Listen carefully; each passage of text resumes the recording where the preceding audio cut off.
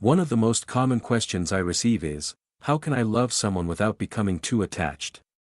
Many people experience deep attachment in relationships, which often leads to pain for both themselves and their partner. To answer this question, we must first understand the fundamental difference between love and attachment. The difference between love and attachment: when you truly love someone, your focus is on their happiness. You say, "I want you to be happy, whether that includes me or not."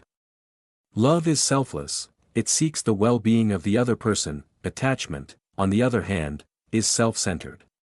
It says, "I need you to make me happy." When the other person does not meet these expectations, frustration and resentment arise. This difference is crucial because attachment is rooted in personal desire, while love is rooted in generosity and compassion.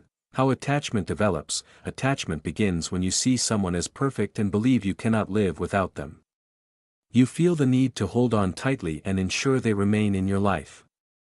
This often leads to control and overprotection, such as imposing restrictions on their actions, social interactions, or freedom. However, the more you try to control someone, the higher the chance of losing them.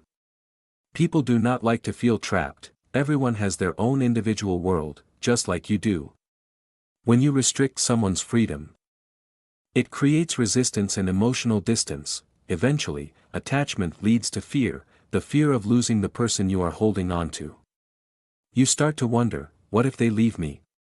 What will happen to me? Your happiness becomes dependent on them, making separation seem unbearable. Understanding the reality of life: according to Buddhist teachings, nothing in this world is permanent.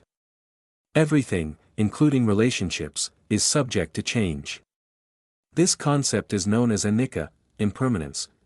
Buddha taught that we must constantly remind ourselves that everyone we love will eventually leave us, either through circumstance or death. While this truth is painful, accepting it allows us to appreciate the present moment and love others more fully. Life is short. Instead of clinging to people, we should focus on expressing love, kindness, and compassion while they are with us. When we understand impermanence, we stop taking people for granted and start valuing every moment we share. 3 universal truths in Buddhism: anicca, impermanence. Everything in life is constantly changing. Nothing stays the same forever. Dukkha, suffering. Every person experiences personal struggles and suffering. Expecting others to fulfill all our needs is unrealistic. Anatta, non-self. No one is completely under our control. We cannot dictate how others think, feel, or act. Trying to control people leads to frustration because we cannot force them to behave the way we want. Instead of focusing on changing others, we should focus on how we choose to live and love. How to love without attachment: when we accept that nothing is permanent, we can love without fear.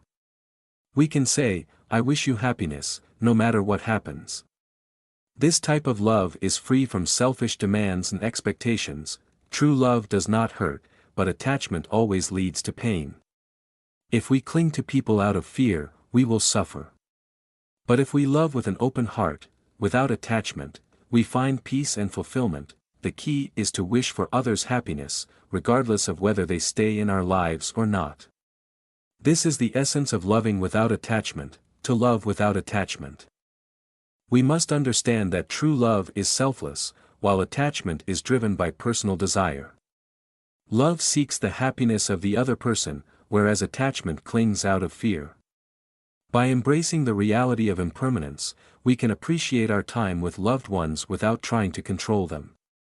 When we love with kindness and compassion, without expectations or possession, we find peace, both within ourselves and in our relationships.